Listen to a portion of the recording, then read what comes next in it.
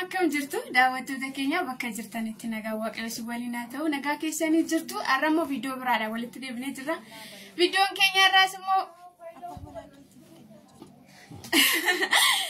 beekoodhaa fi kennaa tokko kennuun barbaade kennaan takka mooshinii nama reactive waan godhuuf gaariidha kennaa walii kennuuni sinis kennaa walii kenna at the first time reefoo kennaa kennuuf hin jira beekuuf kennaa kenneen beeku kennaa caalu ega kennaa caalu immoo walii wajjin bara gaarii jireenya gaarii walii wajjin bara gammachuuf gaddaa waliin dabarsuun immoo kennaarra kennaa caalu umurii irratti umurii kan namaa dabaluudha waan ta'eef inni immoo isa caaluudha isa immoo waliif kennaa share waliif godhaan jira innis maal seetan jaalala jechuudha beeko kennaa si qabadheen jira amma imbanne anis hin argine reefuu naaf ergama I think asirra bilbila kiyya jira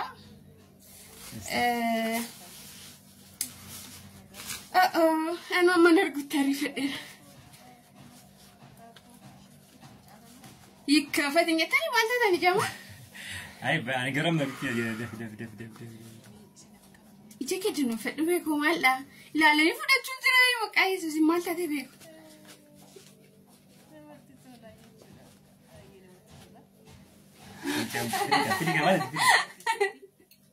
واو كابتو واو belt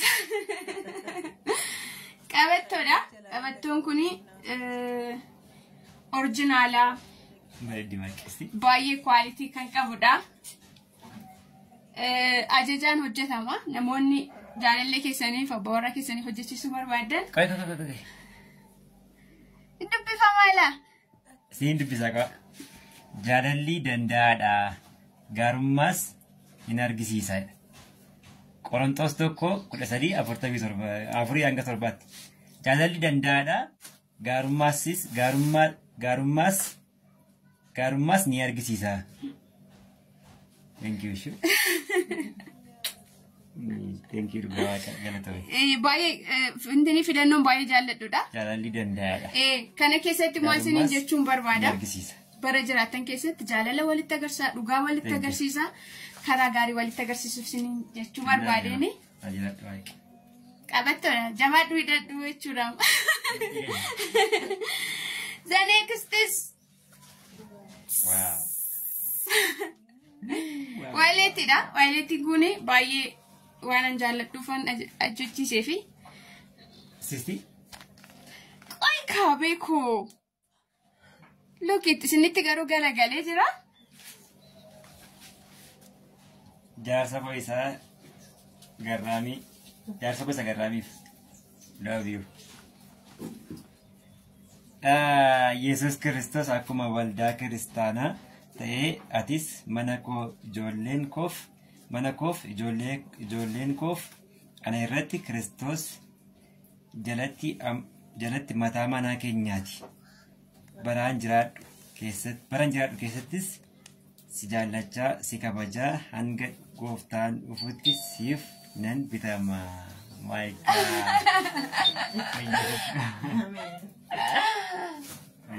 thank you god thank you Yesus Kristos akkuma waldaa kiristaanaa ta'ee atis mana koo ijoollee koof ana irratti Kristos jalatti mataa mana keenyaati baraan jiraadhu keessattis si jaallachaa si kabajaa haga gooftaan dhufutti siif nan bitama oh my god so tiksi kanatti kennachise thank you ajiraadhu shi ogaa kana fakkaata isinis namoota barbaadaniif jaalallee keessaniif ajajanii surprise gochuu dandeessu thank you shi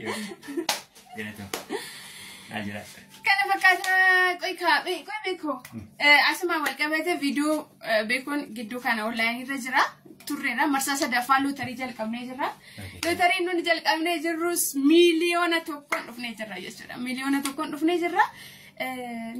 tokkoon miti carraan tokkoffaa miliyoona tokko carraan lammaffaa 200,000 carraan sadaffaa 100,000 carraan afuraffaa 50,000 carraan ja'a aga ja'aatti deema shanaffaa 3 ja'affaan 20 Berikuma nama murtu irratti maachuu dandeessu lakkoofsa keenya baay'ee gubbaa jira nuqunnamuu dandeessu galatooma thank you buchuu ko baay'een si jaalladhaa jiraattu. Thank you very much. Kana sinin jechuu barbaada. Bye bye. Nagaan tura video kana mo copy link share godhaa namoota baay'ee Tarii namni artisti Tufaa Wadaajoo hin beekne yoo jiraate artisti Tufaa Wadaajoo jechuun eenyu? Maal hojjete? Artiif maal gumaache kan jedhu. Artisti Tufaa Wadaajoo bara 2000 jaalala artii Oromoof qaburraan kan ka'e sirboota qabsoo nu fakkaatanii nu nyaatan ijoolleen Oromoo garaa hin jabaatan jedhu Oromoof gumaachee keessatti sirboota 12 wellisuun kaaseta isaa jalqabaa gurra dhaggeeffattoodhaan hawaasa Oromoo jaallatamaa biratti fudhatamummaa guddaa argatee jira. Artisti Tufaa Wadaajoo caalumatti fedhii fi dandeettii artiif qabu cimsachuu fi hojii artii keessatti qooda guddaa fudhachuu eegale. Barreeffamoota gumaachaa ture keessaa diraamaa raadiyoo dheeraa Furmaata jedhu 57 yookaanis kutaa 57 uummata isaa biraan ga'ee jira. Kana malees diraamaa raadiyoo dheeraa Abdii Jireenyaa jedhus uummata isaa biraan ga'ee jira. Tiyaatira mata dureen Induune jedhus qooddattoota ta'uudhaan hojjetee jira.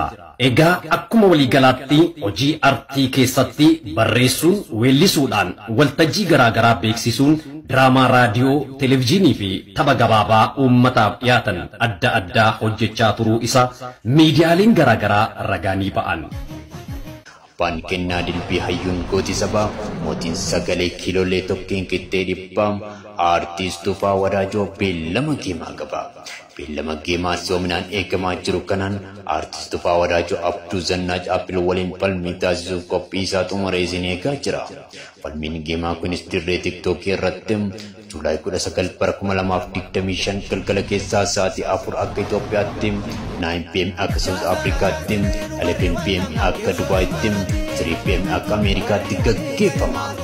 Marree Asabaa hundumti keenya gamtaadhaan mana artiist Tufaa Wadaajotti argamu takka filiin sheer gochaa fiirtilee jootsaa jabaa keenya haboonsi hojjechaa waamicha kabajaa isin dhiyeessa irraa hin hafina waliin taanee sabaa artiistii Tufaa gammachiisna toraa bulaa deebana.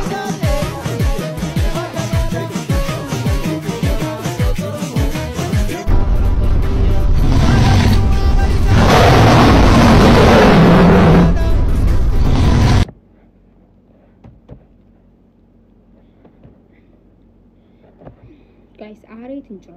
Gwarabbi aaree tinjira.